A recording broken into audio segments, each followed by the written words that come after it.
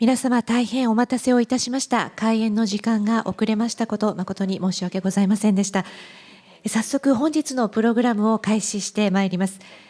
本日最初のプログラムはセッション2、日常とアートと教育ということで、本セッションでは東京芸術大学長日比野勝彦様、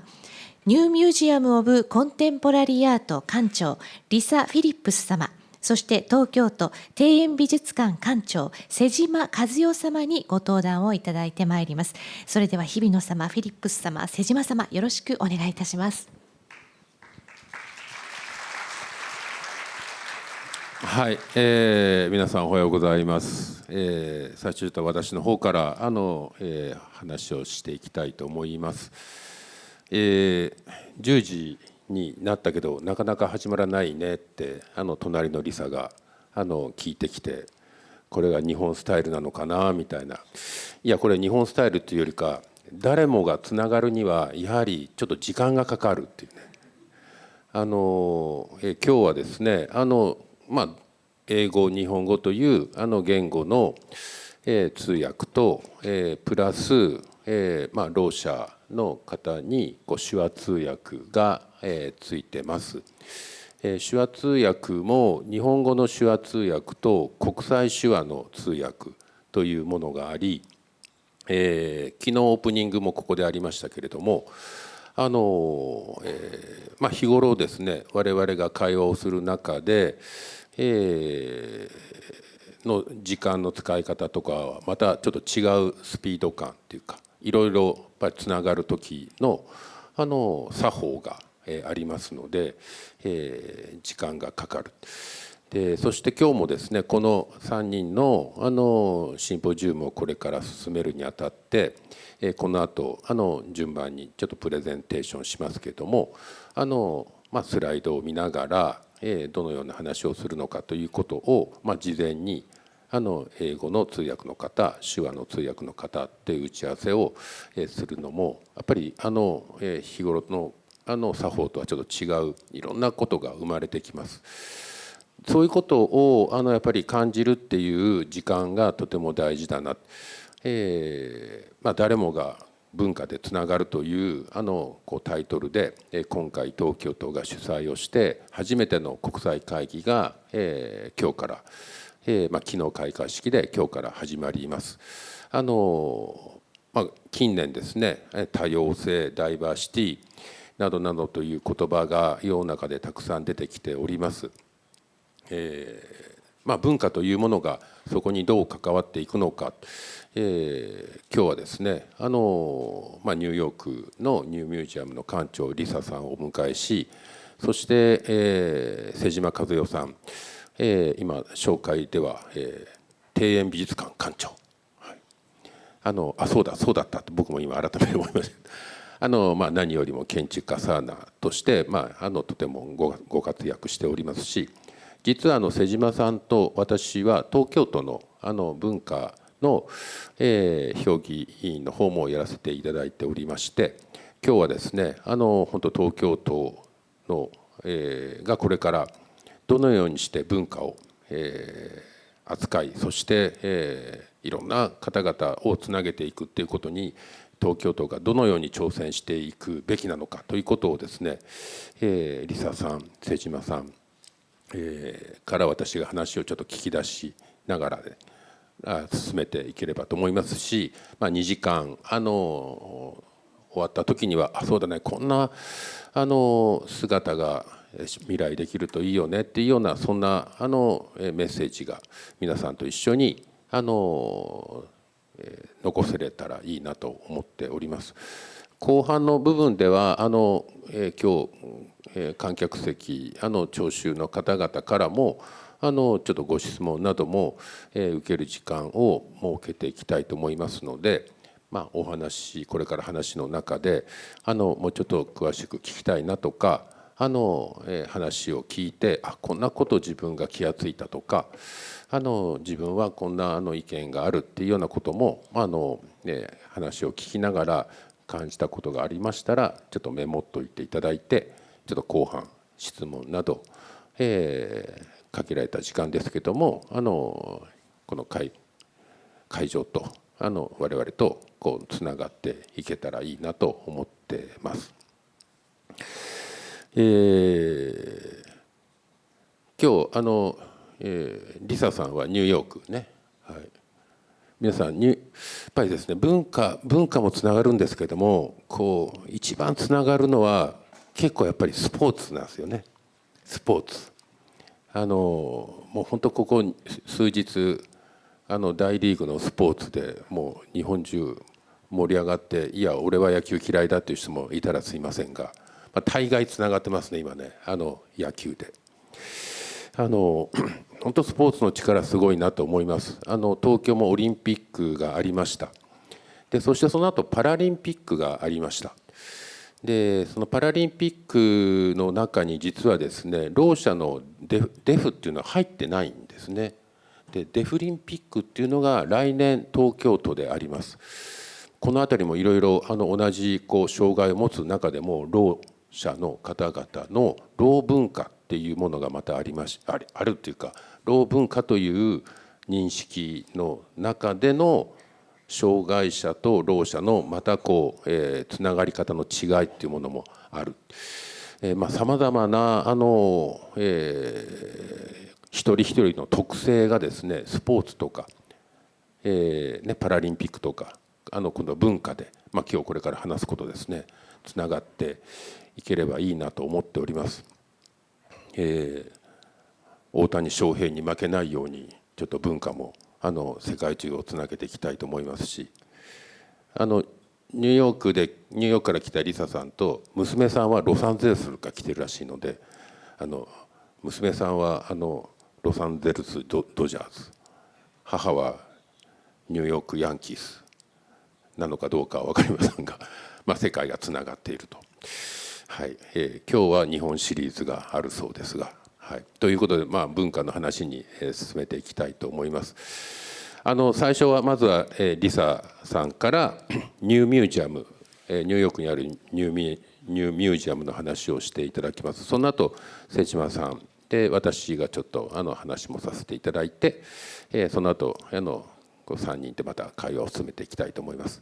ではリサさんよろしくお願いいたします。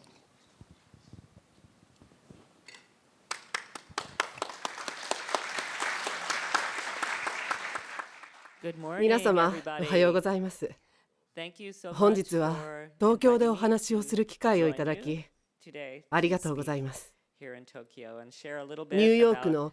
ニューミュージアムについてご紹介します。この会議は文化と居場所で、ニューミュージアムは居場所であり、発見の場であります。それが私たちのミッションだと思っています。文化とは、居場所とは何でしょう。美術館のような公共施設で文化と居場所はどう結びつくのでしょう。美術館は自宅のように居心地のいい場所であるべきでしょうか。そうすれば想像力が湧くでしょうか。あるいは来場者をコンフォートゾーンから押し出すべきでしょうか。そうすれば視点が変わり、世界が違って見えるでしょうか。ニューミュージアムでは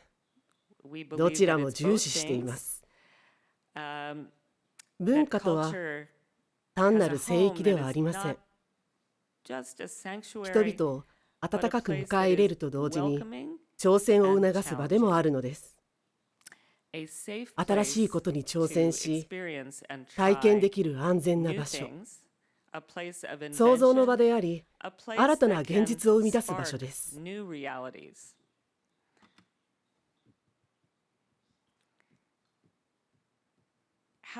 居心地のいい場所をどう作ればいいでしょう。私たちは居場所について敏感であるべきです。アメリカでは人口構成が劇的に変化しているからです。新たな観客のニーズに応え、あらゆる来場者とその歴史を反映させていくべきです。そのためには、彼らの歴史を考慮し、歴史全体を書き直す必要があります。ニューミュージアムの歴史をお話ししましょう。私たちは歴史が多くの人々を排除してきたという前提に基づいて美術館を作りました。そしてニューミュージアムは排除されてきた人たちを受け入れる場になりました。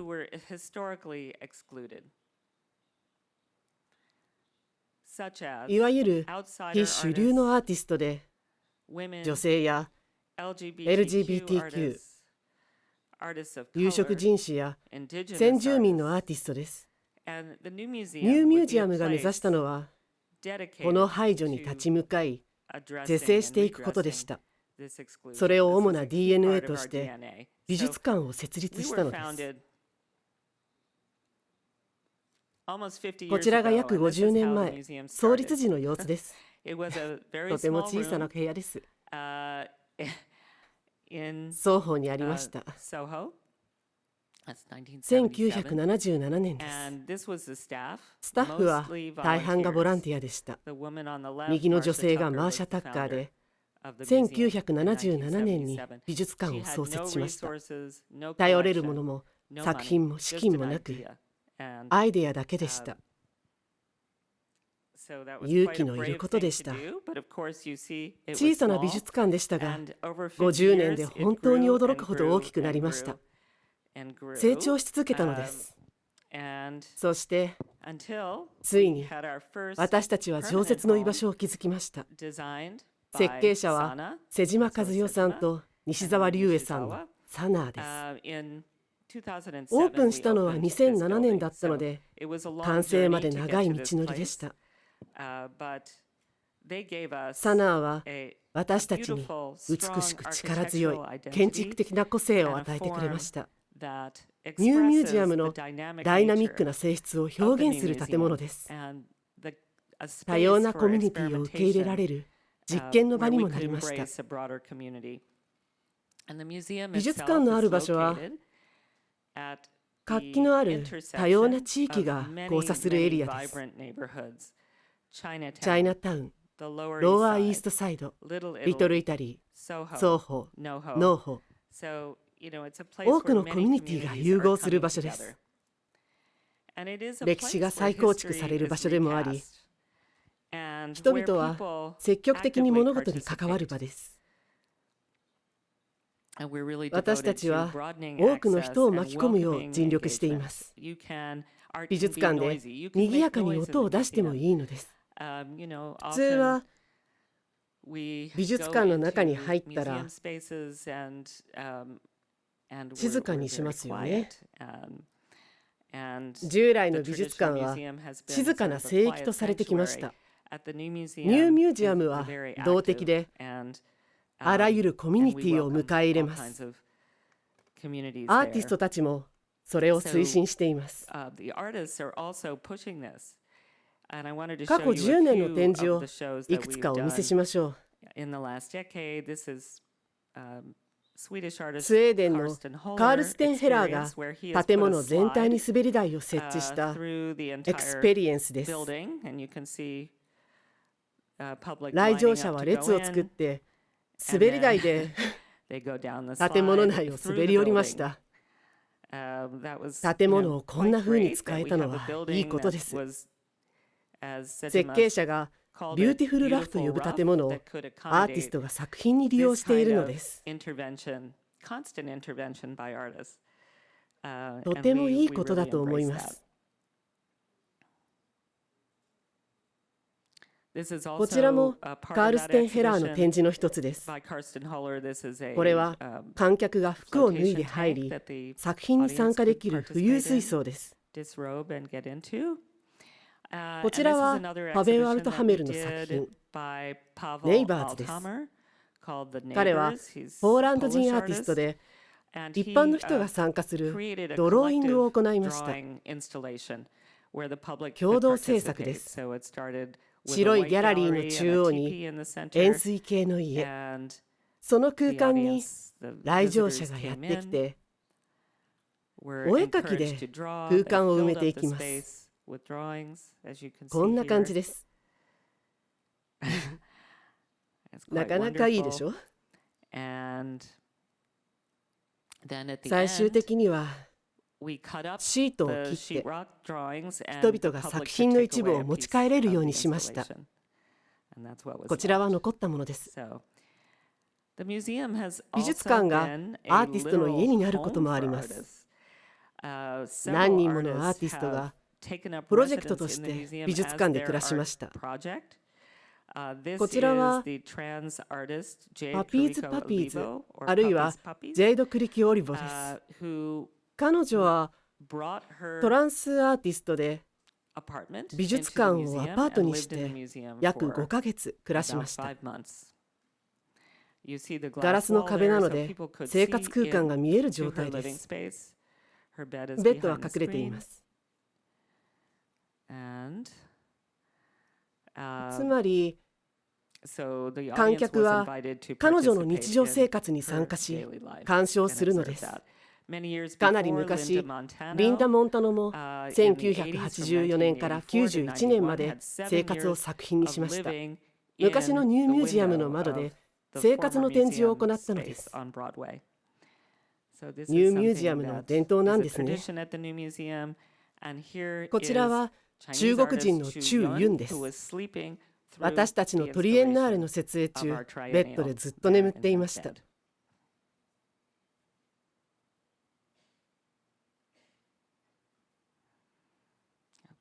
さて、居場所といえば、パンデミックの間、ほとんどの人が孤立した状態で過ごしました。そして、公の集まりはなくなり、自宅にこもり、Zoom でつながりました。これは、パンデミック当時に実施したプログラムです。世界中で視聴する人々のために、アダム・ペンドルトンとの対話を配信したのです。皮肉なことに、このオンラインプログラムは、緊急事態の間、コミュニティの結びつきを強くしました。世界のさまざまな場所にいる人が集まって経験を語り合ったのです。コミュニティとしての結びつきを強く感じました。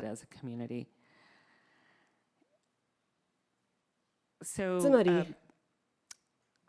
美術館の役割がこれまでとは変わったのです。かつては物を管理する場所だったのが、人々のケアを重視する場所に変わりました。そして、多くのアーティストが参加しました。こちらはアーティストのシモーヌ・リー。彼女は数年前、ベネチア・ビエンナーレで特集されました。ニューミュージアムでは2016年にザ・ウェイティングルームを展示し、観客を招き入れ、彼らのニーズについてコンサルティングを行いました。精神的および身体的なニーズを聞き出し、薬草療法を行ったのです。彼女が美術館で行っていたのは、ホメオパシー薬局のようなものと言えるでしょう。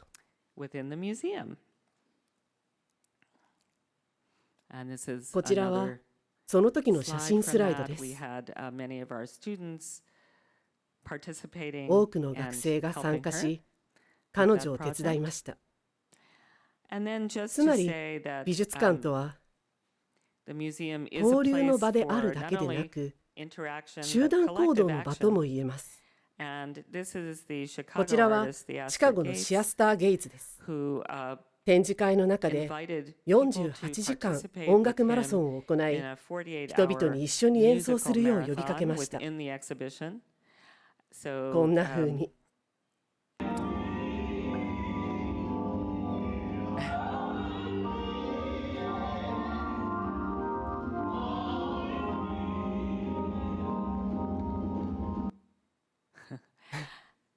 参加者全員にとって心を大きく揺さぶられる体験でした。スライドや短い動画では伝えきれません。こちらはペルーのウィニー・ミネルヴァ。彼女は観客参加型のお絵描きワークショップを主催しました。共同ドローイングプロジェクトです。完成したプロジェクトがこちらです。プエルトリコのペポン・オソリオは自宅の要素を展示に取り入れました。さらには地元の理髪師を会場に招き、展示の中で散髪を行いました。観客は大喜びでした。また、プ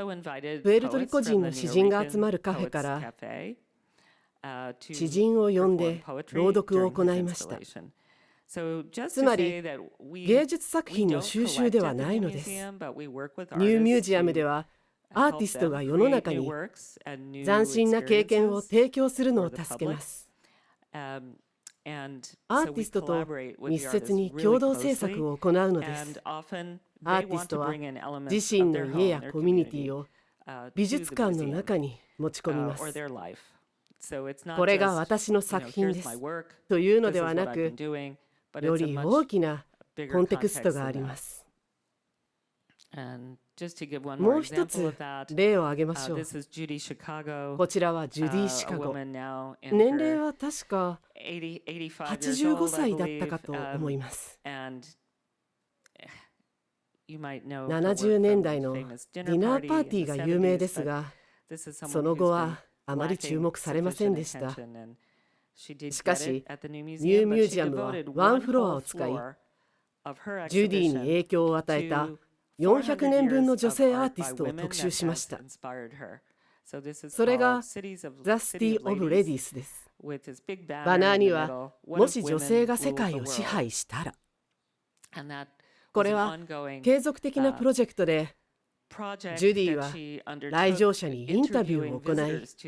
答えを模索したのです。これはドキュメンタリー映像になりました。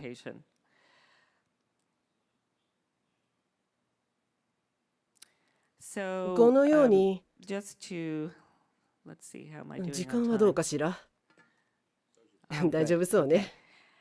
ニューミュージアムについてもう一つ紹介したいことがあります。ハードとソフトがあるんです。ご覧いただいたように型破りの展示がありますが、また別のプログラムもあります。より教育的な性質のものです。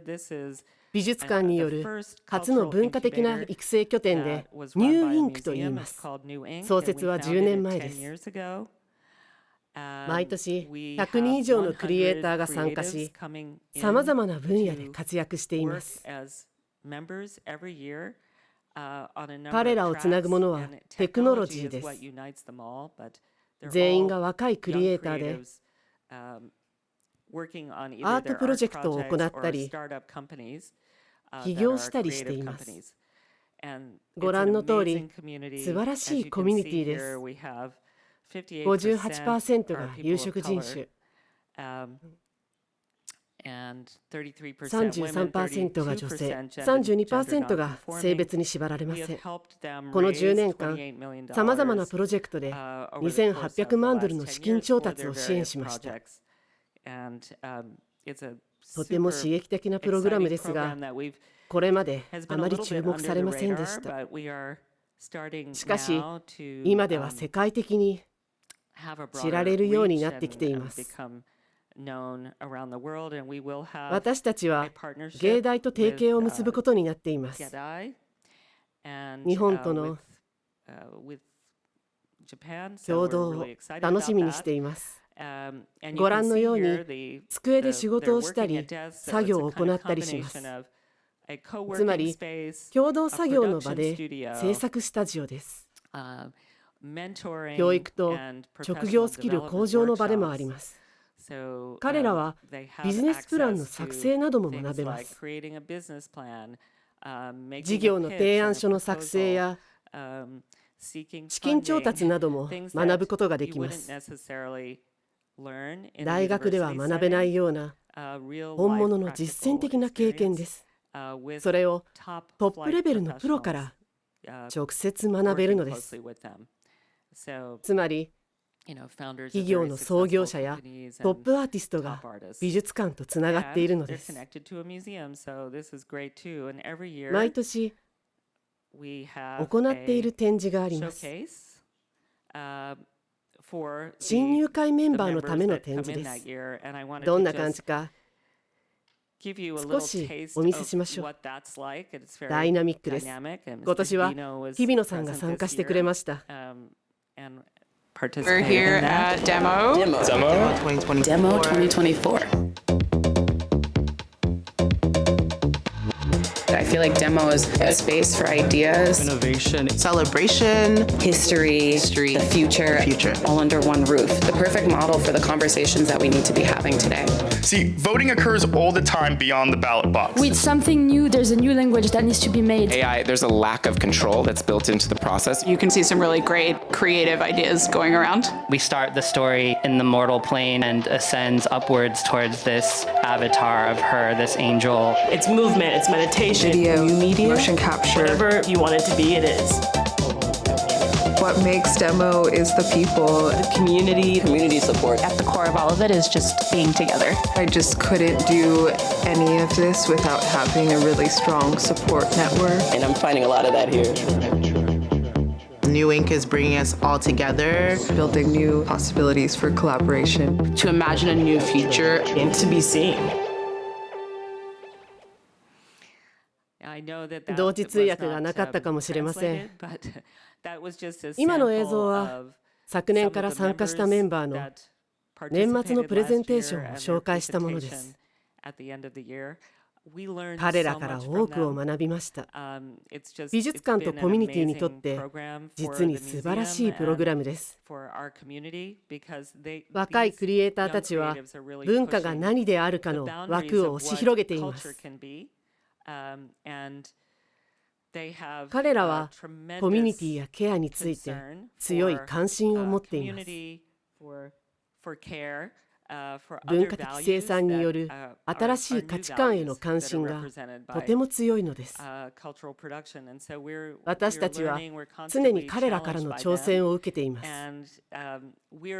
そもそも前衛的な美術館ですが、彼らはさらに深く考えさせてくれます。それは本当に素晴らしいことです。これからの共同が楽しみですよ。そして最後にこのお話をしましょう。いわゆる居場所という概念が変わりつつあります。場所を超越しているのかもしれません。先ほどZoom でのつながりの話をしました。多くの若い人たちが画面の中に居場所を感じたはずです。ニューミュージアムもそれを敏感に感じています。そしてオンラインのデジタルアートを多数委託しています。リアルな空間だけではありません。こちらはピピロッティリストの作品。人気があり、リアルな空間に大勢が集まりました。しかし、地球上のどこにいても体験できるということも大切です。さて、この辺でプレゼンを終えましょう。今、美術館の大きさは約2倍になりました。サナーの建築をすごく気に入っています。今、隣に建物を拡張し、育成拠点としてのスペースを作っています。さまざまな活動もできる場を来年オープンします。ありがとうございました。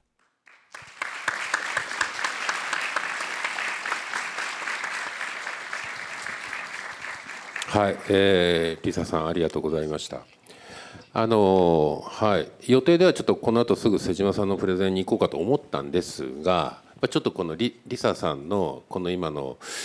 改めてのニューミュージアムの成り立ちとか、あとその今ニューインクというねプロジェクトの話とかも最後ちょっとビデオで出てきたので、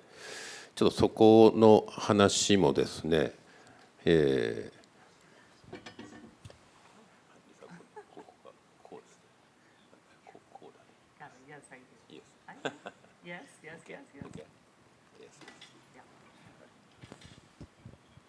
その話もちょっとしながら、ちょっとここで瀬島さんの声も聞きたいので、1977年にねリサがニューミュージアムのビジョンを仲間5人で立ち上げたっていうモノクロの時代を象徴する写真が1枚ありましたけども、やっぱりその頃の1977年の頃の世界、そしてニューヨークの状況ってまだまだ本当ダウンタウンね、双方っていうのはもう全然今とは違う姿で、ミュージアムというのはみんなもご存知のようにアップタウンにあるメトロポリタンとかモマとか本当50丁目とかね70丁目とか上の方にしかなくって、本当ダウ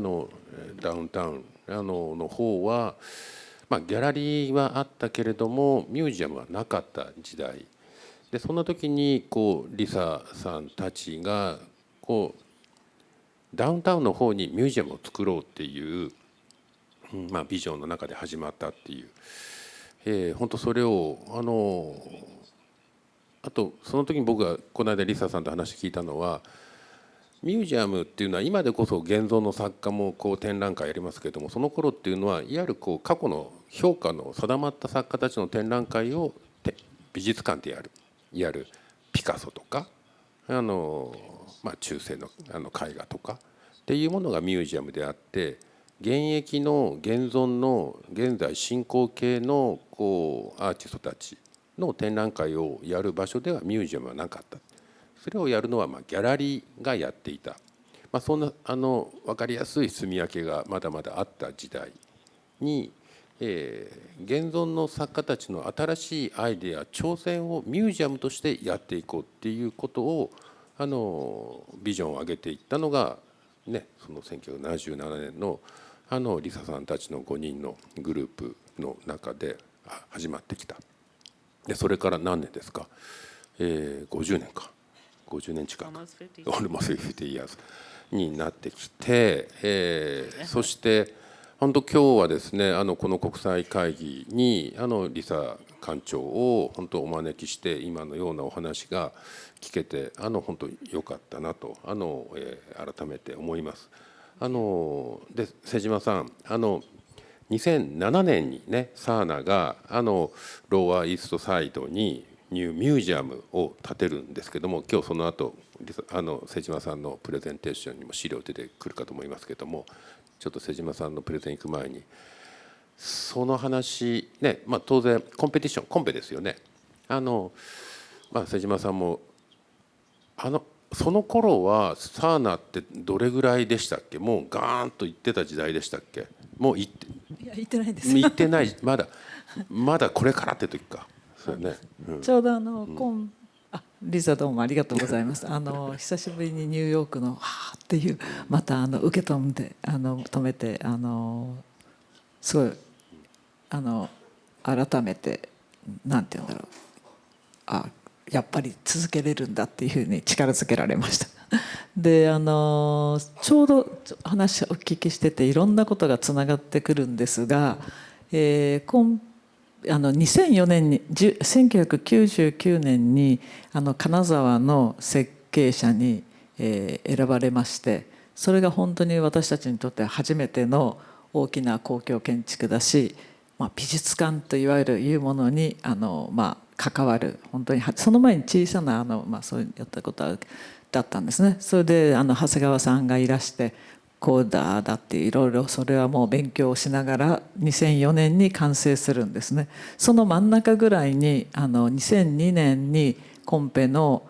に招待いただいて、で2003年かな多分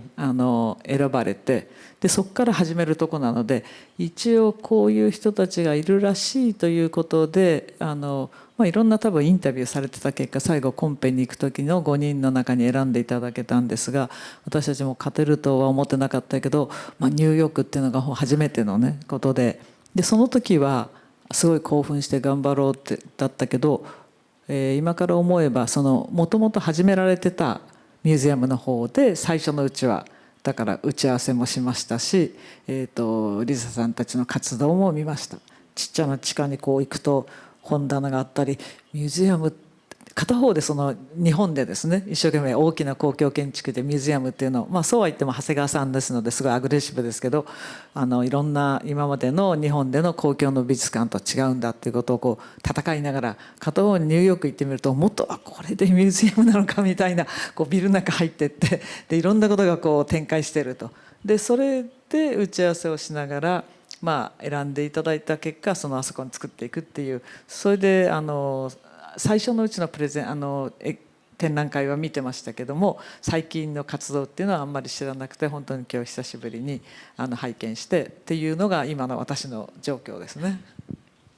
で僕も2007年にダウンタウンにねニューミュージアムができると。で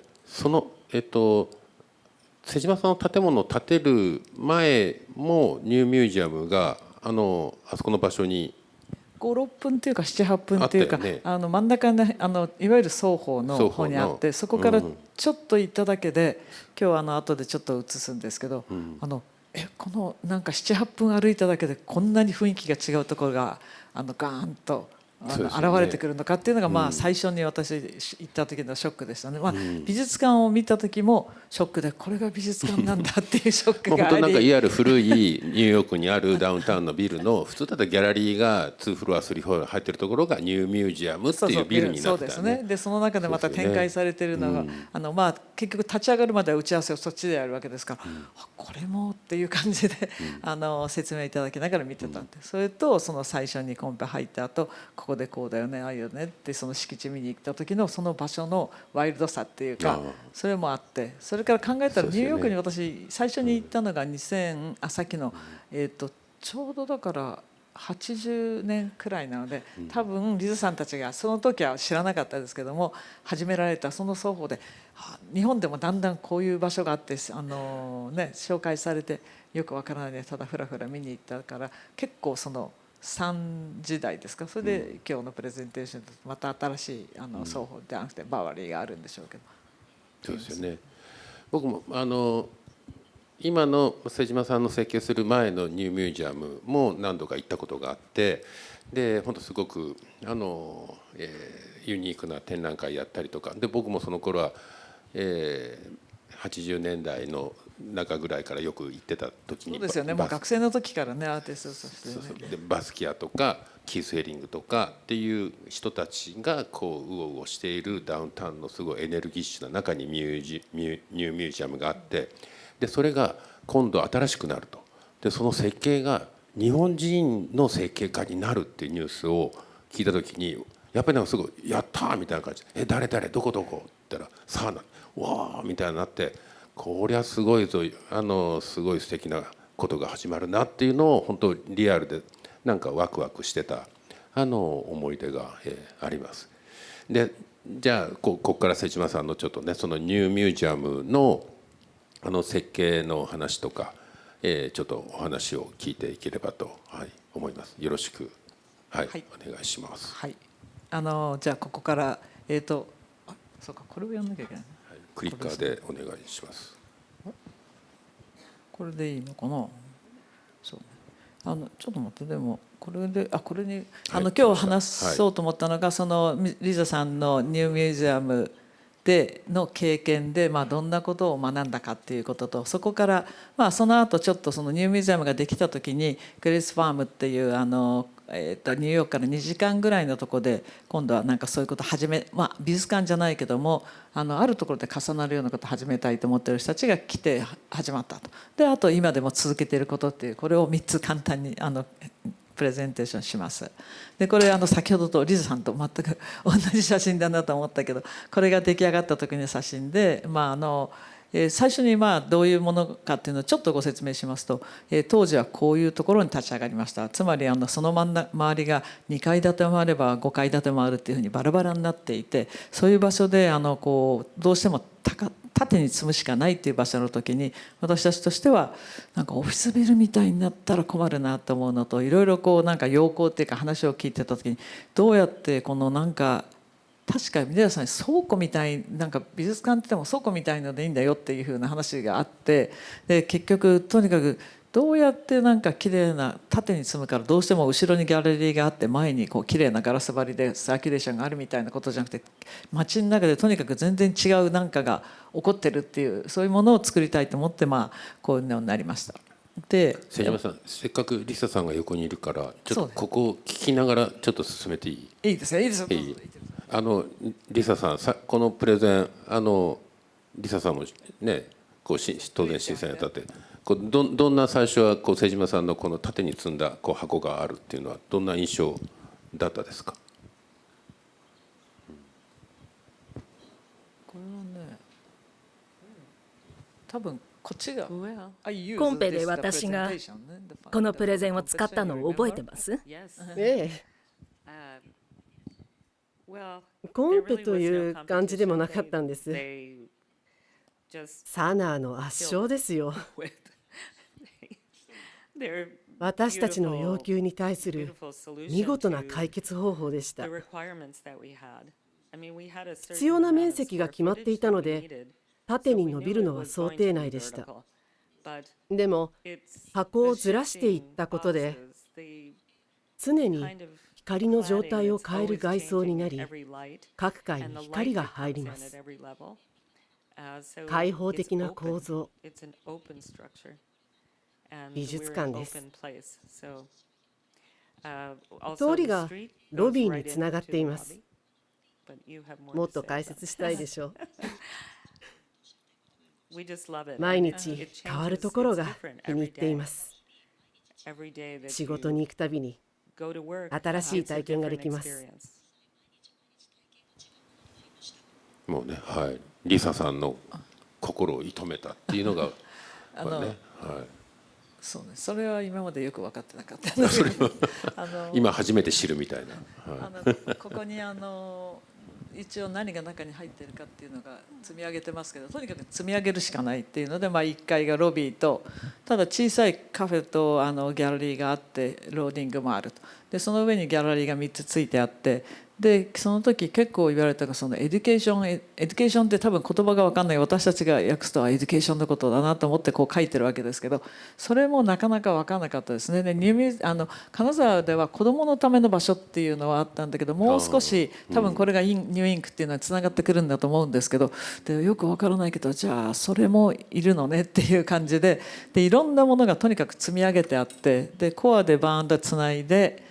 そこに突然入るみたいな、そういうことをやろうとしてましたね。瀬島さんのそのエデュケーションがよく分からなかったっていうのは、だってその当時は私たちは一生懸命ギャラリーとはっていう、すごくねちょうど日本で言えば変わってる時期だと思うんですけど、もともとはやっぱりきちっとしたギャラリーでっていうところで、ちょっと 2,3 年前に始まった金沢では長谷川さんがそういう可動間仕切りでフレキシビリティがあるのなんていうのはアーティストにとってはダメだと。それかといって階段の下の変な隅とかいろんなところもどこでもがギャラリーとしてどんどんね展示場所としてアーティストやキュレーターの人は使うんですよ。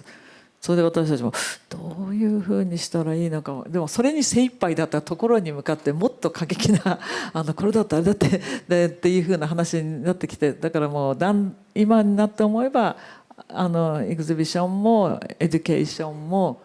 それから街に対してどう開くかも全部がもうこの新しい場所っていうか、そういうことだったんだろうなと思うんですけれども、私たちとしては学校教育ってエデュケーションじゃなくてつながることによって学べれるっていう意味でのエデュケーション。そうですね、それでラーニングとかそういう、ラーニング、それでこのカクカクしてるのはニューヨークはやっぱりセットバックっていうルールがあるので、当然それにつながる方が都市の景観を一緒に作っていく。でも片方でそのじゃあ車線規制からこういう形になりましたっていうんじゃなくて、ちょっと自由になりたいと思って前後じゃなくて左右もちょっと振ったんですね。でそうやったことによって、私たちがさっきここでそうじゃあなんかこのオープン・ダ・ボックスといって、どうしてもギャラリーだから壁になるけども、いろいろこうずらすとそのギャップずれのところから光が入って、で場合によってそこをアート飾ったりとかっていうようなベランダになるとかで、これはですね、そういうものなんですけど、これ後からリザさんがくれた一つのあれだったんですけど、ここの場所っていうのが、つまりこうすごいいろんな歴史、これはリザさんにそれこそ説明してもらったから、これバウアリーなんですよ。バウアリーなのこれ。バワリーの説明をお願いできますか？ええ、そうですね。バワリーの歴史は魅力的です。バワリーは道であり、心の状態でもあります。ここでは実際常に発明が行われてきました。バワリーは乗り合い馬車が初めて走った通りです。19世紀に初めて気球を上げたのもここでした。農業機械の実験などもここで行われました。高架鉄道も設置されました。1880年頃です。すると通りが日陰になってしまいました。高架線列車が廃止になる1950年代まではかなり暗い場所だったのです。しかし高架線の撤去で明るい通りになりました。ニューヨークでは珍しい6車線の通りです。そこへアーティストが移り住みました。光のある場所を好んだからです。バワリーはアーティストのコミュニティになり、私たちの場になりました。でこれはいわゆるバワリー通りバワリーのそうなんですよね。で今でいう、サブウェイが地下走ってるけども、昔は蒸気機関車が高架上に走ってたってこと。そうみたいなんですね。それも後から見せてもらう。で結局でもなんとなくそういうものすごいエネルギーというか、他の通りとちょっと違うことを、これ最初に設計が始める頃に行った時の写真ですけど、その当時はこうで、それでこれが敷地だったんですね。でプッと開いていまして、でも本当にもう5、6分行けばソーフォーがその頃はもう結構おしゃれな場所になってたわけですね。そこから本当にちょっと歩いたら突然こういうふうな場所が現れてきて、それで行った時に焚き火してる人がいたぐらいで、このパーキングのところで本当にギョギョギョって感じで、ニューヨークのやっぱりものすごいエネルギーみたいなで、ただだからやっぱりちょっと危険なところでもあったんですね。そういう意味では2007年にこのニューミュージアムができた時に突然もうわーっとやっぱりいろいろそういう意味ではおしゃれなホテルとかギャラリーがどんどん移ってきたし、それがいいか悪いかってだんだんこういう感じじゃなくなってきて、であと市長さんが本当に安全な場所になるって言ってオープニングの時すごいもうすごいお祝いにスピーチされたのを覚えてますけど、まずさっき排除された人を全部ウェルカムっていう本当に場所を選ぶとこからものすごくやっぱりそういうことだったんだっていうのを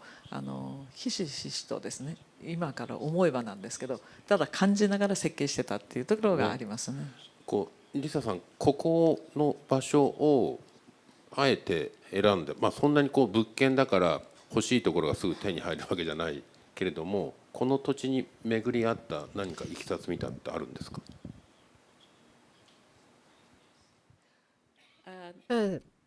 そうね。私たちが常に意識していたのが注目されていないアーティストや場所でした。そういう意味で完璧だったんです。人々はバワリーから目を背けていました。教会があったのでそれを壊したいと思いました。理事会もこの場所がいいと賛成しました。そしてこの通りを変えました。コミュニティも変えました。なんかここが決まってたんだけども、こういうところとこういうところは他に候補だったんだよっていうのは、その時ちょっと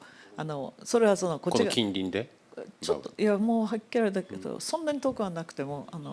そうだったんだっていうのを、その中でも一番ここがいろんなボーダーの交差点だっていうところで選んだってことね。それでそういうで進みまして、これが穴掘り出した時ですね。でそれもなんかやっぱりすごい迫力感じて、それであと私がすごいニューヨークだと思ったのは、日本ではこんなことありえないんですけど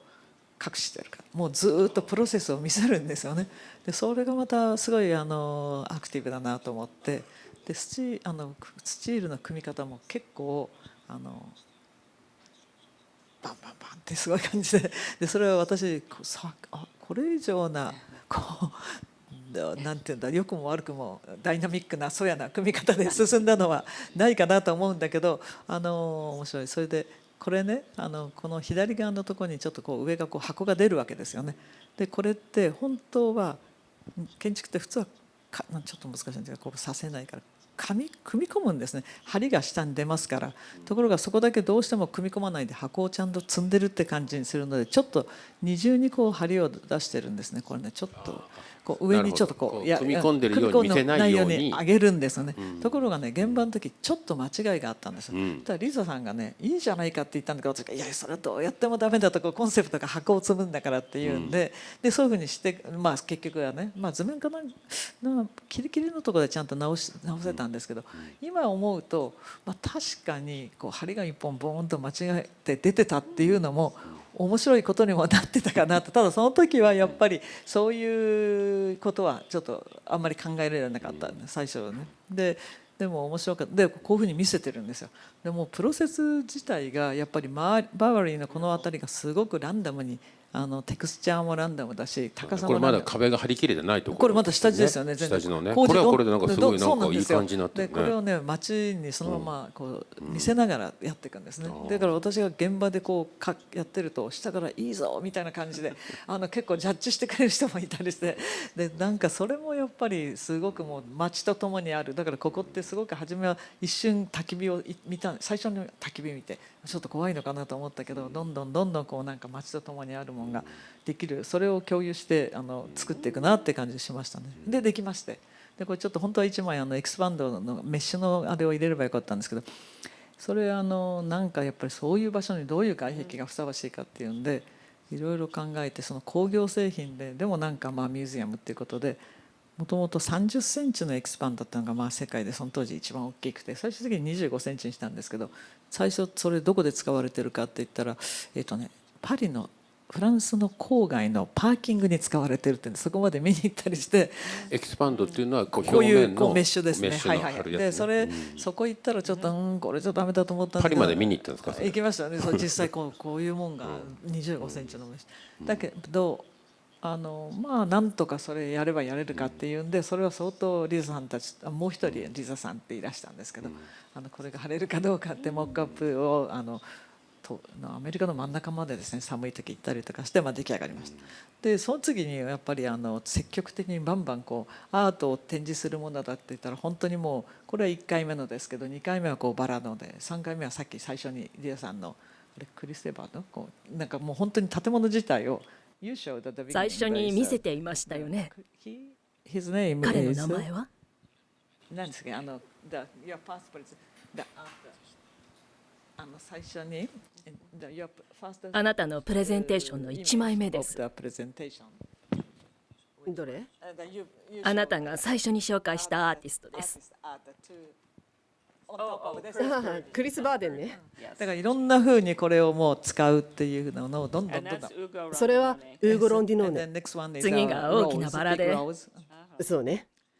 それから私でこの辺は使うって言ったら本当にどんどん建物中を使って、その1枚目のなんかは上に角みたいのを足して建築をの形まで変えるみたいな、それからさっきのケルツの床まで穴開けてバーッとつなぐとか、本当にいろんな風に使ってくれてるなっていうのと、それからここにニューミュージアムって書いてあって、いろんなプログラムがその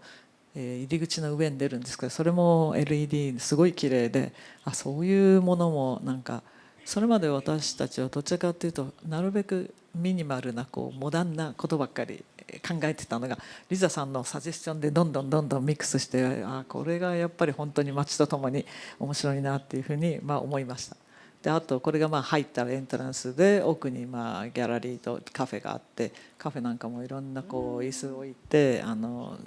座りながら、でまたこれが1階に狭いから向こう側がローディングでこっち側がエントランスホールで大きなエレベーターと2つあるんですけど、中のこの蛍光黄色っていうか黄緑っていうのをリザさんが色を決めたんですね。覚えています。でそれもはあと思って開くと突然みんな美術館だからどうしてもプレーンな色になるわけですね。ギャラリーも開くと途端にこの蛍光の色がバーンときて、で一つはこの右側のはもう本当に大きいですから部屋みたいな感じなんですね。入ったら入ったで面白いよ。でこれが上にちょっとガラスの天井が見えますけど、ああいうふうにいろんなとこからそのセットバック仕方によっては自然光が入ってっていうふうになっていて、でこれはトイレですね。これもリザさんたちとじゃあなんかグレーが多いからトイレぐらい楽しくしようってトイレは楽しくしようって言われて、でそれをタイルでじゃあやろうってことになって、これは下にあるオーディトリウムですね。これはちょっと品で、これがさっきの最初のスチールの組み方がもう大胆だって言ったのが、こういうふうにもう、エデュケーションのところとかオフィスのところは隠さないで大きな梁とかブレスとかがじゃんじゃん見えてくれて、これも私たちにとっては初めての体験でとんでもないなというところと、でも結構かっこいいといえばかっこいいなみたいな、自分たちのこの美っていうか価値観をどんどん広げられていくっていうようなプロセスでした。でこれ上にあるマルチパーパスホールのところで、ある時はもう最近は分かんないけど、私が初期に知ってる時はブランドの人がすごい高いお金を払ったりかと思うと、フリーで子どもたちが上がってきてワークショップやってたりとかいろんな風にで、三方向これテラスになっていて、ぐるっともうニューヨークの街と一体になってアートとかいろんなことができるっていう風になって、でもこれが出来上がる、後ろもいろいろセットバックしてるんですけど、これが私たちがガチャガチャやったのはやっぱり周りのスケールよりどうしても高くなるの分かってたので、その中でいろんな周りのいろんなスケールが入り込んでた方が周りにつながっていけるかなと思ったことなんですけど、これが出来上がった時は私の記憶ではもうリザさんは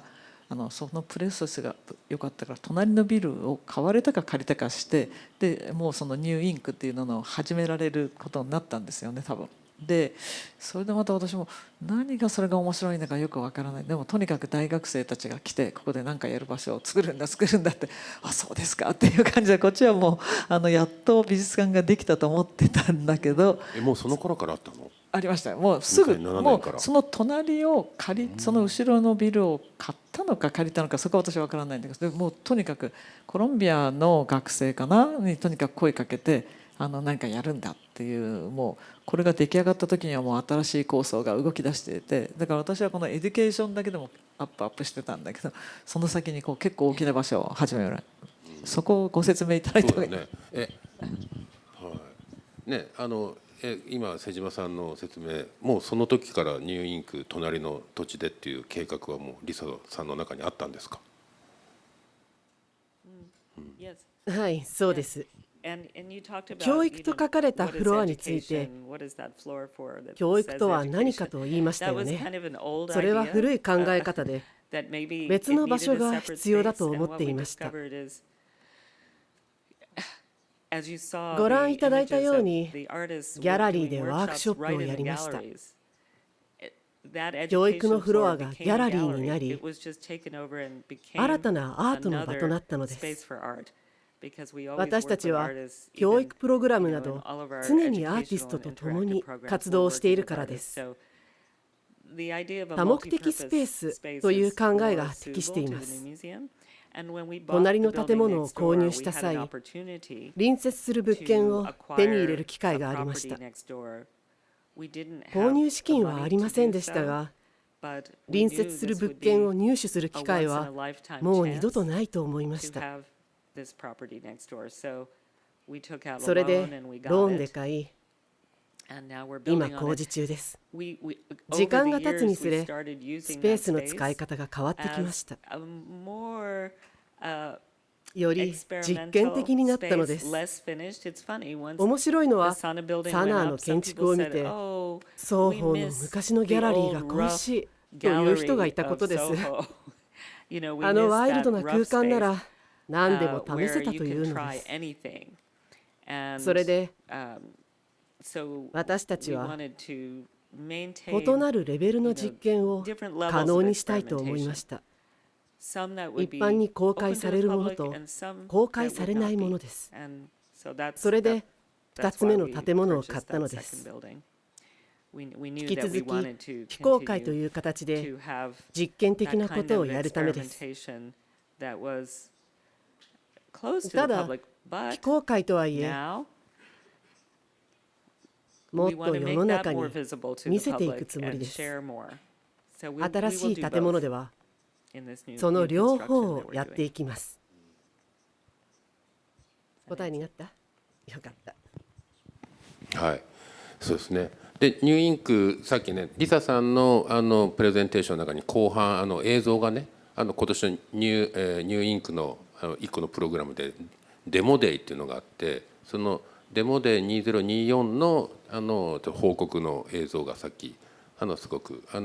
印象的なのがダダダッと流れてましたけども、あそこにつながっていくと、スタートはもうこの時からあったという、はい、と思いますね。だから、横があることによって、こっちだけじゃなくて今度こういうふうな移動と斜めとますますもって多分ギャラリーとエデュケーションとなんとかリサーチとかっていうのがもう本当にどこが何っていうよりミックスして一つの新しい場所っていうが出来上がっていくんだろうなというふうに思います。合ってる？ええ、そうです。でそうですね。さっきねリサのスピーチの中で何度か東京芸大っていう言葉も出てきましたけども、そのデモデーに今年の6月でしたね、芸大のチームとかと一緒にちょっと行って今後このようなことも東京でできたらいいなっていうような、そんなリサーチで今年6月行きました。で本当、それがきっかけで今日はねリサさんにそして瀬島さんにこの国際フォーラムにちょっとお呼びして、改めてニューミュージアムの話、ニューインクの話、そしてこれからの東京での日本での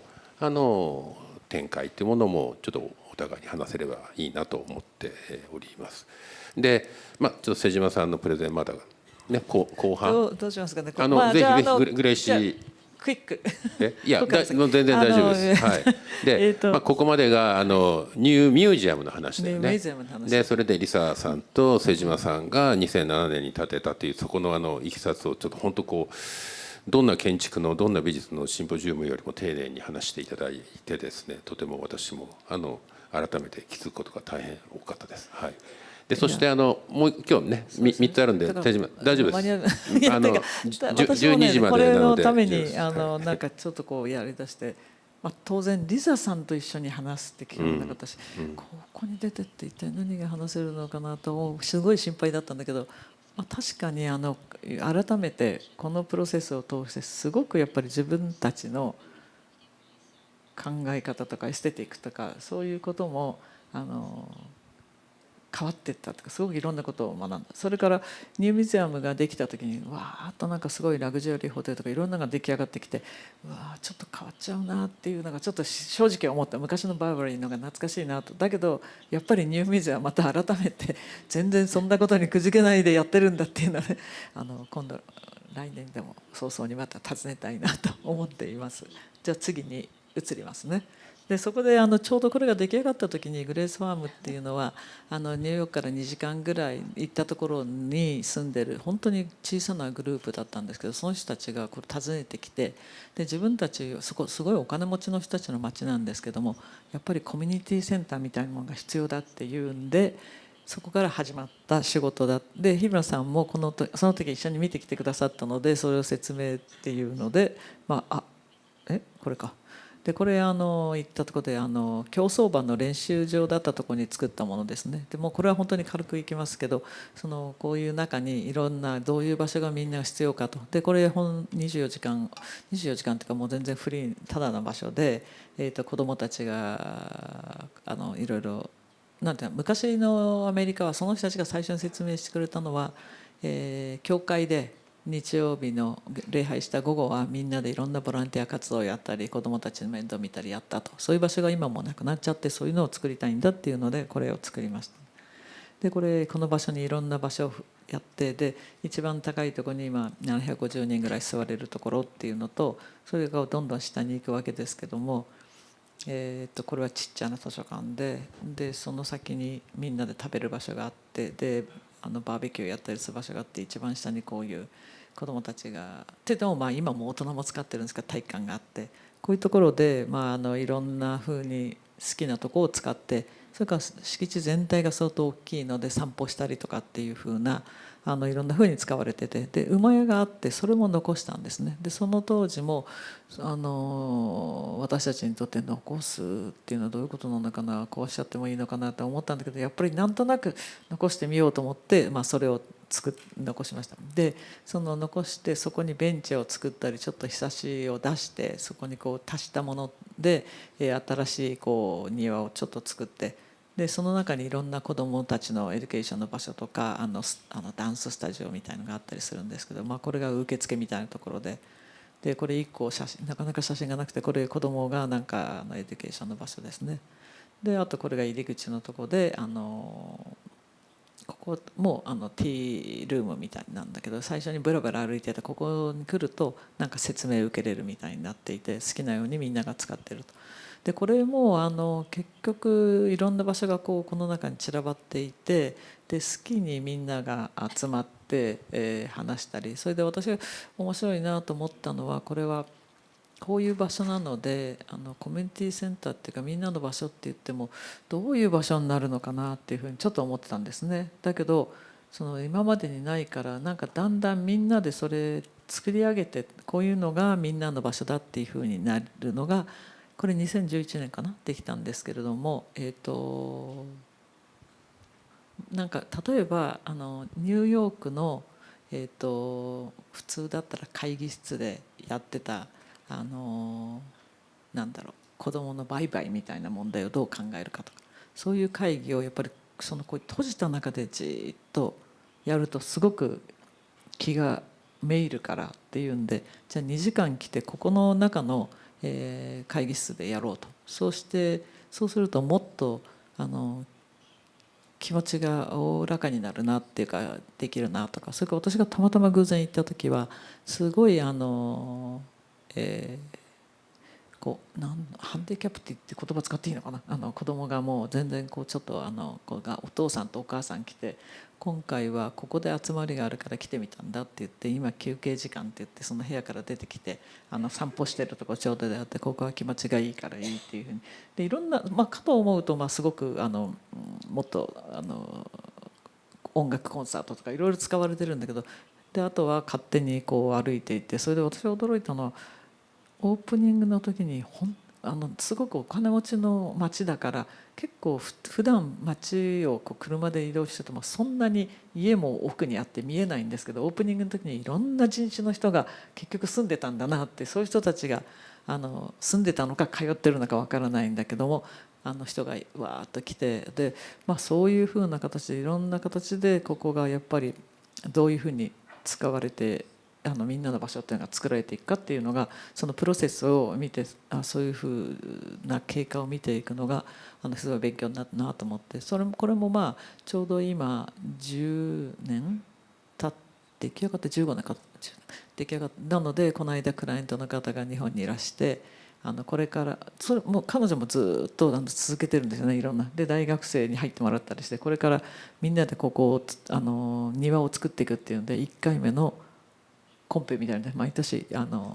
それを続けていこうかなっていうので、それもちょうど日比野さんがいらっしゃるから、じゃあ芸大の学生の人も応募してくれたらいいねっていうふうに思ったんですけど、そういうふうな形をやろうとしてるっていうのがあって、でもう一個は用意したのが犬島ので、これは2008年から今でもずっと続けてるもので、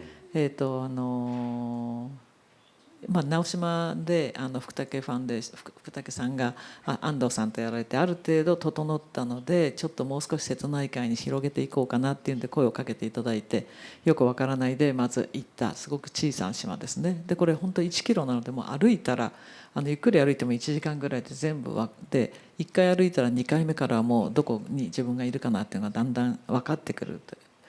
でそれで2008年から12、13年まではこうちょっとずつこうギャラリーを作って、アートプロジェクトってやってたんですけど、そこでそんなに作ってもしょうがないっていうので、そこから先はだんだん別に仕事じゃなくて勝手にプロジェクトを作って、ランドスケープっていうのでなんかみんなで島を使っていこう。一人2008年で58人人がいたのが今もう20人とかそんなことなんですね。でどんどん減っていっちゃうけど、みんなで移り住もうっていうのはなかなかすぐは難しいけど、みんなでいろいろ使おうと。で使ってったらいろんな使い方でみんなで島を作っていけるっていうかのことになるかなと。それで泊まるとこもちょっといるねっていうんでステイっていうのも始めた。でこれ赤いところが最初のアートプロジェクトの集落のとこなんですけど、ブルーのところはとにかく島全体を歩いてもっと発見しようで、黄色いところにステイでちょっと泊まらなきゃっていう場所をやり始めました。でこれはアートプロジェクトので、これは貸してくれるところを探して、それはファンデーションの人がで、これ最初に歩いた時ですけど、みんなこんな形で、放置されてるようなところで、外から見てこれはコンディションでもダメなんですね。中にも水が入っちゃって、そういうのはしょうがない壊すけど、でもある材料はなるべく使っていこうっていうんで、どういうのだったらこの島のマテリアルに合うかっていうのをこれ並べてみたり、それから石の島なのでいろんなどういうのがあるかなと。それからじゃあ床材はここの土で作ろうっていうんで土を混ぜて床の材料を、それからなるべく瓦はやっぱり昔の瓦でっていうので、その壊れたやつなんかを集めて、足りないとちょっとどっかからも持ってきて、今の瓦じゃない昔の瓦でやった。でこれ1個目にできたもので、もともとこういうやつだったんですけど、これは状態が良かったのでばらしてちょっと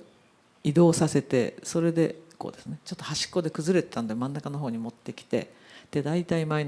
りの材料を使いながら作っていったもので、その中にこれは縄さんのアートですけども、基本的にはここは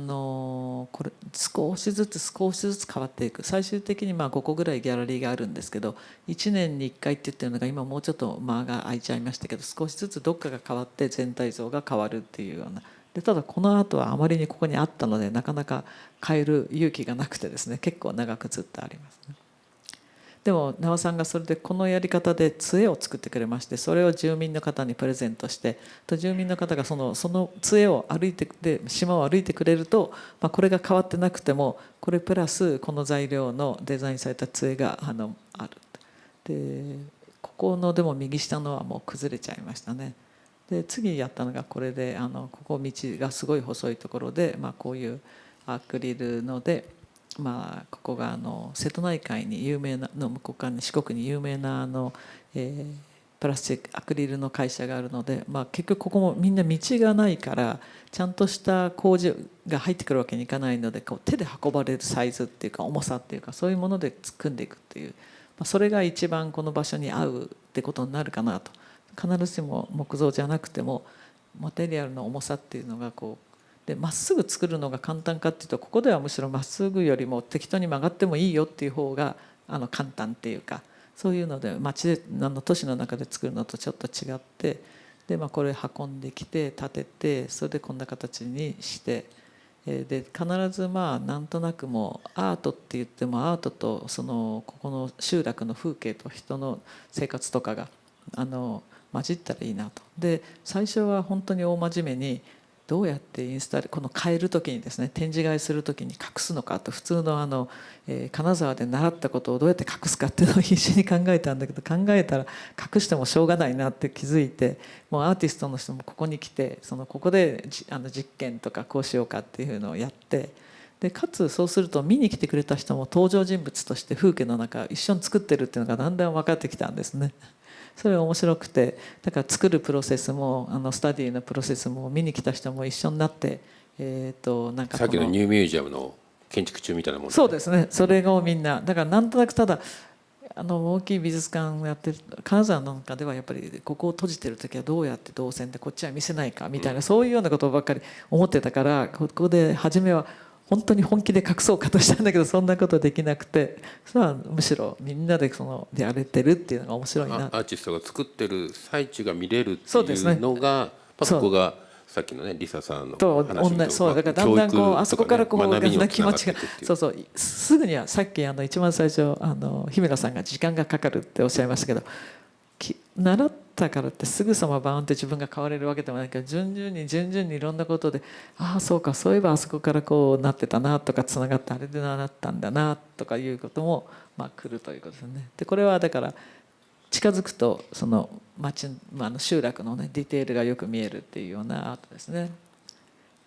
これは今名で活躍している光神さんので、これもう一つ光神さんの、これはもう2回か3回変わったので一番最初のやつですけれども、これももうこういう中から、集落の風景まで一緒に見るっていうアートですね。で上がっていったところに休憩所があって、でこれはここも何度か変わってまして、これ一番立派な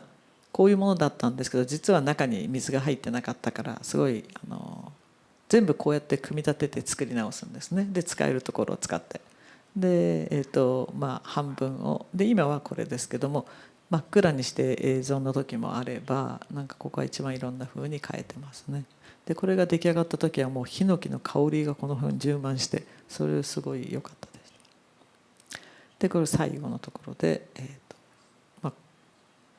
こういうふうに、これは今オラファンですね。だけど、ここも何度かいろんな形でなってます。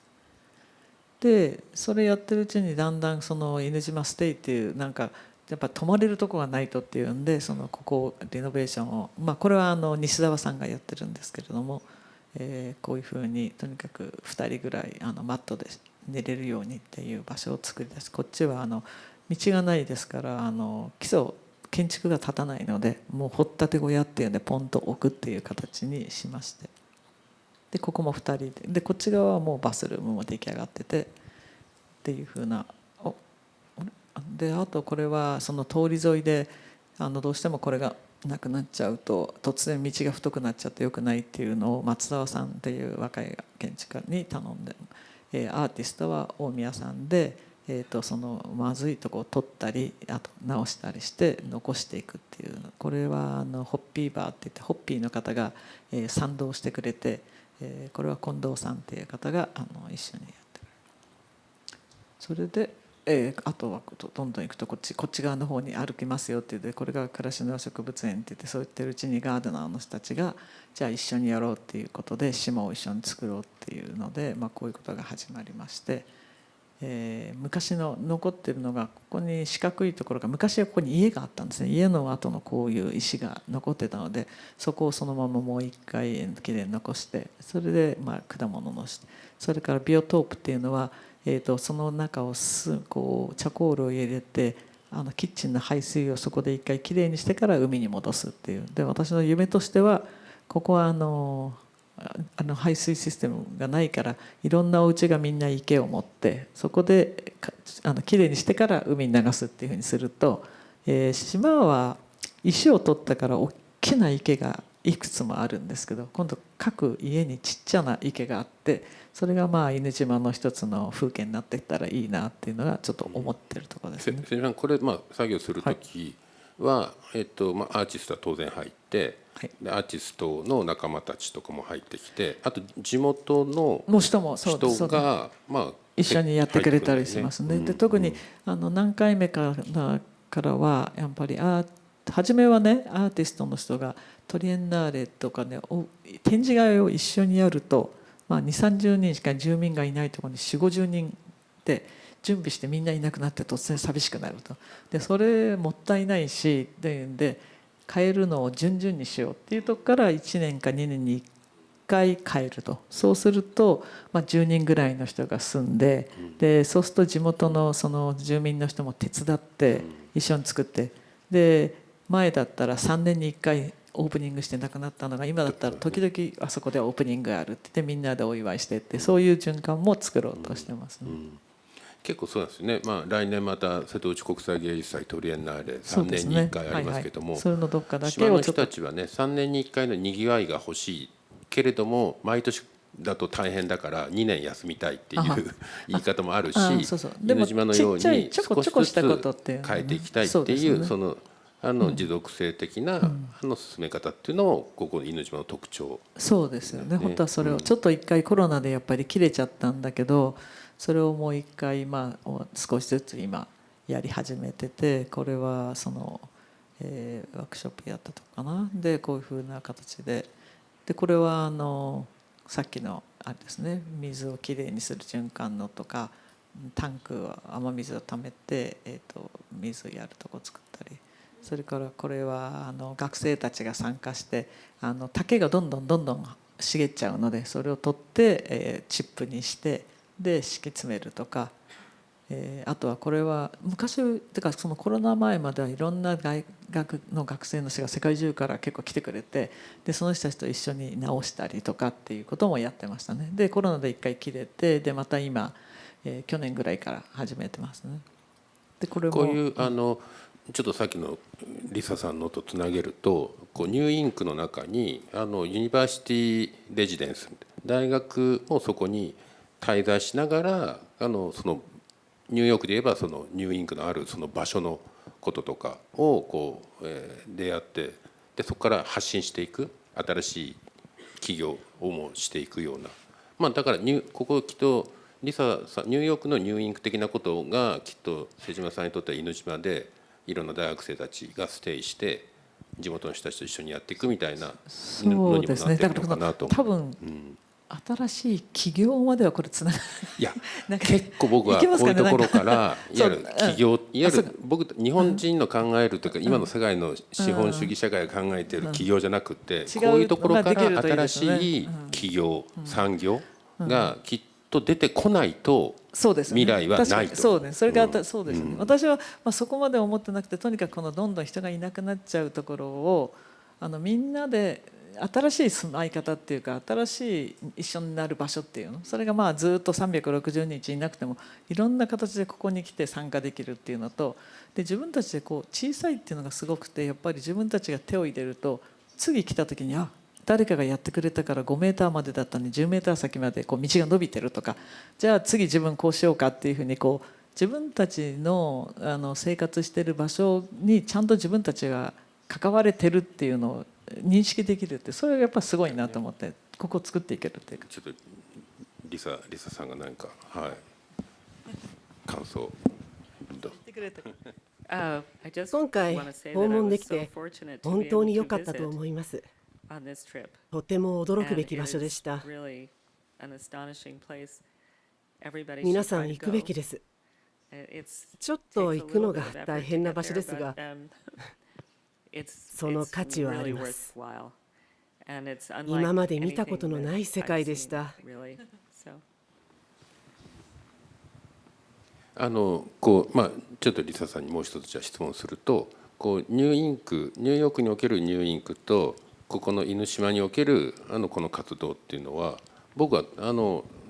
場所は違いども目指すところは同じかなという意見があるんですけども、いかがですか？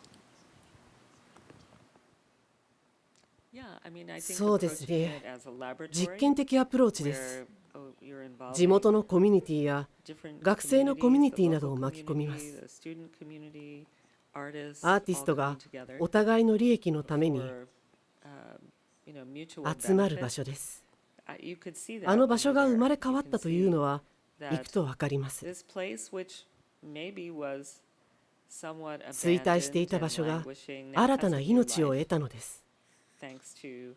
あなたのおかげで文化が入ってきました。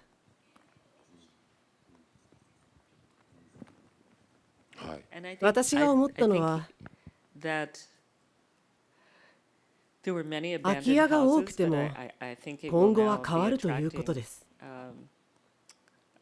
たくさんの人がやってきて何かをするでしょう。何ができるかという例をあなたが示し、今はとても活気のある場所になっています。何よりもさっきもね瀬島さんが最初ニューヨーク行ったら焚き火してた人がいたとっていう話と、その例えばここで言うと本当こう廃屋になった家があるっていうのと、こんなとこで何ができるの、もう、価値があるんだろうかっていうようなところを、アーティストが入っていってその価値を生み出していく、作り出していく、それがやっぱりアーティストの力で、そうするとそこにこうみんなのこう居場所ができる、結局それが学ぶことが多い場所になっていくっていうことなんだろうなと。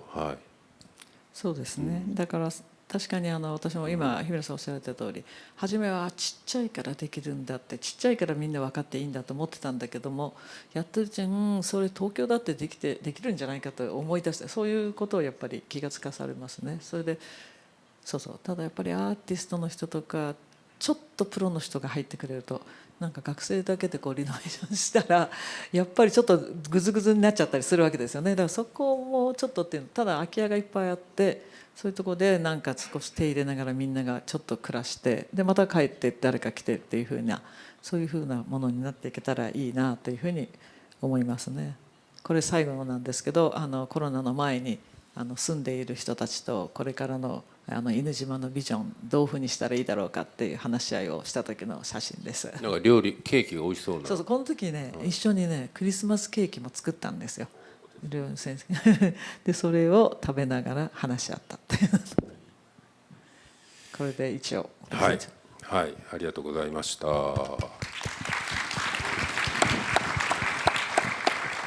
本当ニューヨークのお話で、グレースファームの話、そして犬島の話で、やっぱりアーティストの大学生、そしてアーティストが入ることによっていろんなものがこう場が変わっていくっていう、でそしてそこにみんなのこう居場所ができてくるっていう力が、アーティストには文化にはあると思います。ちょっと残りの時間でちょっと私のプレゼンというか、タイトルは今日のタイトルしかついてないですけども、時間が限られているのでちょっと手短に。で僕もこう一アーティストとして作品を本当一人で作ることがある。これ昔の作品ですね。もう僕が大学生の時の本当段ボールっていうものを素材にして作品作ってました。自分の好きなこう、モチーフっていうものを自分の身近な、素材で作るっていう、本当こう特に技術とか手に入りにくい素材があるわけじゃなくて、身近なもので身近なものを作るっていうのが、自分のスタイルとしてのスタートですね。でいろんな作品をこう段ボールで作っていく中で、あとは社会の中でも、一人で作るんじゃなくて、いろんな人とパブリックアート的な活動をするっていうのが段ボールの作品を作りながらも、していきました。お店に作ったりとか、飛行場のパブリックアートを作ったりとか、時にはこうモータースポーツのカラーリングをしたりとかっていう、社会の中での、これはタイランドのちょっとこう貧困街というか、そういうところでのアクションとかっていうのをやっていきました。いろんな多様な社会の中の人々と出会うことによって、なんかアートの力っていうものが発揮できるんだなっていうのを実感する中で、アートプロジェクトっていうものを数多くやるようになったのが1990年代の後半からですね。今ここに出ているマークは今でも継続しているアートプロジェクトです。スタートすると、ずっとこう続けてその地域でその人たちと一緒にやっているプロジェクトが今でもたくさんあります。で、今日はですね、この中でも瀬島さんとちょっと関係のあるあさって朝顔プロジェクトっていうものの紹介をちょっと集中的にしたいと思いますが、これはいろんな地域でやってるアートプロジェクトの写真なので、ここはちょっと雰囲気だけはこんな感じでいろんな人たちといろんな素材でやってますよという雰囲気をちょっと見ていただいて、田舎に行ってついこの間も行きましたけども農家の人たちと収穫祭をやったり冬のお祭りを一緒にやったりとか、こういう活動をする中、これがですねあさって朝顔プロジェクトというので、瀬島さんのさっき出てきましたね金沢21世紀美術館でもやるんですけども、この廃校になった小学校であさって朝顔というこの朝顔をみんなで育てていく、植物を育てていくっていう活動なんですけども、その中には本当こうロープを縛ったり土を耕したり、っていういろんな日常生活の中で学びがあります。東京から学生と一緒に行ったりして地域の人たちと展開していきました。で、新潟から始まったんですけども水戸の芸術館でもこのあさって朝顔プロジェクトの活動をしていっております。種が毎年たくさん取れるので、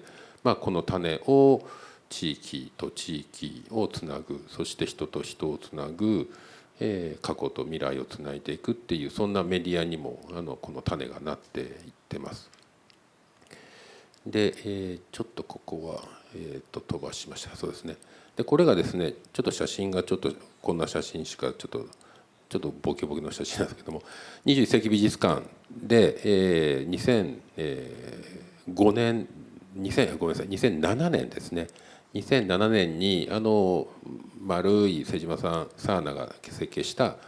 美術館のところに2000本のロープを張って朝顔を育てていって、中から見るとこんな感じになったんですね。瀬島さんこれねこの時来ていただいて、当時の美濃館長かなと一緒にねセレモニーも出ていただきましたけども、これはいかがでしたかね、この朝顔。そういやこれ本当によくできたプロジェクトだと思うのは、初め当時の美濃館長がちょっとこれやっていいだろうかって言われて、でも朝顔で隠れちゃうっていうのはすぐ想像つきましたが中庭でどうでしょうかって一応言ったら皆さんがでも外側でどうかなって言うからそうですかって言って隠れちゃうんだなと思っていたんですね。それで途中見に行って、でここからがやっぱりすごい面白いなと思ったのはこうやるとその一個一個に経歴があるから、どこからで生まれてどこに行ってでこうなったんだって、だからすごいプロセスも楽しめるんですよね。それでその経歴とあと方向によってこう大きくなり方が違って、でも私が本当に驚いて夏になって完成の時の記者会見に呼ばれて、私何にも関係ないんだけど美濃さんがなんとなく気を使ってもう外から完全に美術館が見えなくなってるので呼ばれたのかなと思って、とりあえず行って驚いたのがこれが完全にもっと緑になると、この写真でも分かるんですけども、ガラスが完全に見えなくなっちゃう。これもっと茂って本当に私が写真持ってるのは緑だけのもあるんですけどでそうすると一生懸命街に開きたいって言って透明ガラスでこう作ったんですがそうは言っても人間の体はちゃんと大きな透明ガラスって反射するから何かバリアがあるっていうのは感じるわけですね、どうしても。ところがこの朝顔で反射が完全になくなったら中から見ると全くガラスが感じられなくなっちゃって、そうすると屋根下をこうフラフラ日本のこう屋根下を歩いてるみたいな、その全然違う空間がこれによってできちゃったんですね。だからこのプロジェクトとしても子どもたちみんなとこう共有しながらやるんだけど、やっぱり例えばアーティストの人がコントロール、日比野さんこう全然綺麗なディテールでこう作られますから、この場合は本当になんか全然違う空間が朝顔が綺麗っていう話とは全く違って、この期間来た人は金沢美術館と違う体験をしてるんですよね。でそれ本当面白いなと思って、普通建築っていうのはこういう条件を考えて作ってくださいって言って、じゃあこれですよっていうふうなんですけども、その時日比野さんのこのプロジェクトなんてまだ存在しない時にやってたから、日比野さんのためにこういうのをやってくださいって言われたってこれ以上の設計はできなかっただろうなということを、日比野さんのアートがもう一回この金沢をの良さっていうか特徴をこうバーンと見せてくれたっていう逆転が起こってるわけですよね。でそれがやっぱりただみんなでやるとか子どもたちのプログラムっていうでも子どもの体験ももう本当に変わっちゃうし、そういう意味でやっぱりさっきからラーニングっていうかがどういうことかっていうのはもうその言葉でよく大学に教えに行ってどうですかって言っていや学生からいろいろ学ぶ本当に学ぶんですけど、だけどそんなことよりもっとダイナミックにバンバンバンっていろんなことが美術なのか教育なのかみんなでやったことがとかいうなんかが起こったなっていう起こってるなっていうのはこの時これを見て私はすごく感銘を受けました。はい、なんか瀬島さんからまとまった話をこの写真からこう聞けたのが時々この話はね瀬島さんともいろんなところがあってあれよかったよね本当面白かったよねって話聞くんですけども、本当今日は建築をこうガーッとこうね変えていったっていう話で、本当そういう出会いが起こる場所っていうのは本当犬島もそうだしこの美術館もそうだしニューヨークのニューミュージアムニューインクでも一番最初にリサさんが挑戦することで、そしてそのアーティストたちがそこにちゃんといられることっていうね、その2つを同時にやっていくっていうのをおっしゃってましたけども、本当それは絶えず挑戦する、そしてそこにアーティストがいられるアーティスト、今日は文化でみんなのいる場所を作るっていうことですけども、本当多様なアーティストっていうのは多様な価値観を持っている人、先住民族っていう話もありました。でそして、いろんな白人黒人有色民族、そして障害あるなし、そして価値観宗教、っていうものが、それぞれの個性背景としてあるわけで、それをその表現その人たちの表現がそこにいていいよというその居場所で、そして挑戦していけれることで、それがやはり文化の一番の魅力であり、それをちゃんと迎えてくれる場所としてのミュージアムとか、文化センター的なものが絶対社会の中では必要なんだろうなと思います。ちょっとこの後僕も写真はいろいろ持ってきたんですけども、今日はですね皆さんこんな感じで見ててください。いろいろつなぎ方はあって、スポーツとつないだり海とつないだり船とつないだり、海底遺跡とつないだり古い建物の中に遺物を飾ったりっていうプロジェクトがいろいろありますが、で今日ちょっと大学の話さっきリサもしてくれたんで、このような活動をしてくれるアーティスト、そして受け入れてくれる人たちを育成する教育プログラムっていうのを東京芸大も始めております。人材育成ですね。でこのターンプロジェクトっていうのもこれは東京都と東京芸大が行ってきたプロジェクトで、ターンフェスっていうものも一時しておりました。これ東京オリンピックをきっかけにやったプログラムなんですけども、でターンフェスっていうものが今度は海外でも展開し、これはブラジルのリオで行ったオリンピックの時に行ったターンプロジェクトの様子ですけども、海外でもターンプロジェクトを行う。でこれがですねドアプロジェクトといって、芸大が人材育成で、福祉×芸術っていうプログラムを始めたんですけども、その授業をもう今年で10年目になりますが今もやっております。こういう授業の中で、しっかりと地域の中に入っていろんな多様性とコミュニケーションできるようなアーティスト、そしてそれを引き受けてくれるような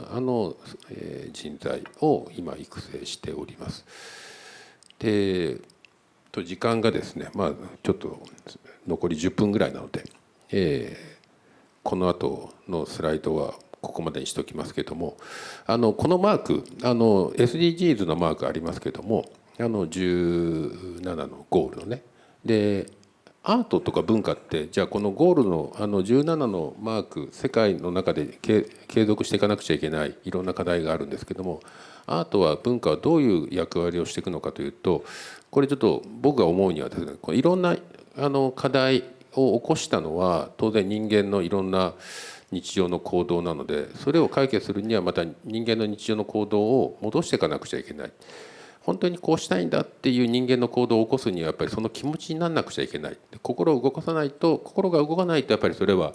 行動の持続性に続かないので、心を動かすっていうのはやっぱり芸術文化の得意なところで、そうするとこの17のいろんな課題のものが混ざっている真ん中のいろんな色がにじんでいるところにこそ芸術文化の役割があるんじゃないかな。